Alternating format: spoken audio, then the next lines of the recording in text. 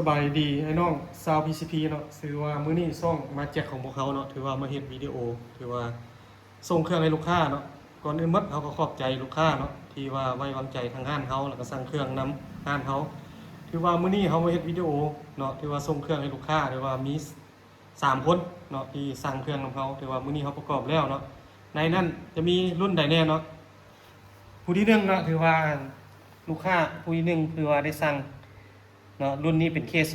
เนาะงานใส่งอนเนาะลูกค้าสั่งให้ประกอบแมนเป็นวาล์วแซดพันตัวนี้เป็นเล็กจะเป็นเล็ก8 แหวนถังจะเป็นถังอะลูก้นตัดเนาะ 0.5 เนาะส่วนกล้องเนาะลูกค้าให้ใส่กล้องมาโคให้เนาะเรา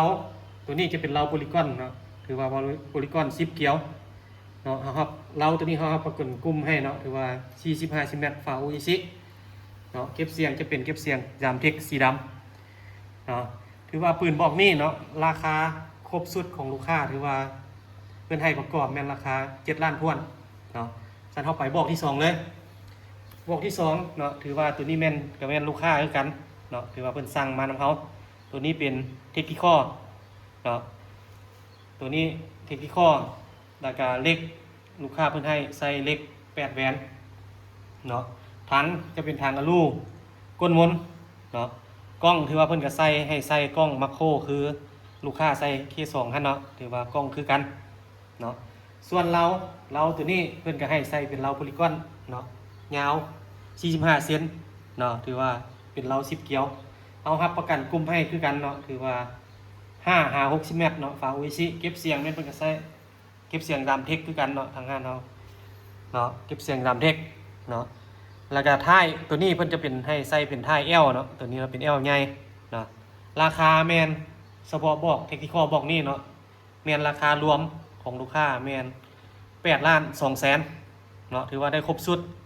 มีสู้พร้อมแล้วก็มีสุดซ่อมลูกปืนเนาะโมแล้วก็สุดซ่อมถือว่าเฮาให้ครบเนาะแล้วมาบอกที่3เนาะตัวนี้เป็นเนาะเตอร์มิลาโต้เนาะตัวนี้เนาะหรือว่า M3 เนาะตัวนี้กับแม่นของลูกค้าเพิ่นสั่งจองให้เขาประกอบให้เนาะส่วนตัวนี้ลูกค้าเพิ่นจะเป็นเนาะเล็กจะเป็นเล็ก8 แหวนส่วนตัวนี้แม่นลูกค้าสั่งให้ใส่ถังคาร์บอนส่วนกล้องแม่นเพิ่นใส่กล้อง BSA เนาะส่วนเราเพิ่นก็ให้ใส่เราโพลีกอนตัวนี้ยาว45 เซนเนาะ10 เกียวเนาะตัวนี้เฮารับประกันกลุ่มให้เนาะถือว่า70 เมตรฝา OEC เนาะเก็บเสียงเป็นเก็บเสียง3 เทคคือกันเนาะส่วนราคาตัวนี้เนาะลูกค้าเพิ่นสั่งแม่นราคาแม่น14 ล้าน 8 แสนเนาะใน14 ล้าน 8 แสนนั้นจะได้ครบเนาะมีสูบเนาะมีกล้องลูกปืนสุดซ่อมเนาะถือว่าครบสุดเนาะส่วนลูกค้าท่านใดสนใจเนาะถือว่าติดต่อมาทางห้านเฮาเนาะทางเบอร์โทร WhatsApp เนาะ020 91 97 2575อันนี้เป็นเบอร์ทางห้านเขาเนาะอันนี้ถือว่าเขาเฮ็ดนี่วิดีโอลงช่อง YouTube มาแจ้งเขาถือว่าอันนี้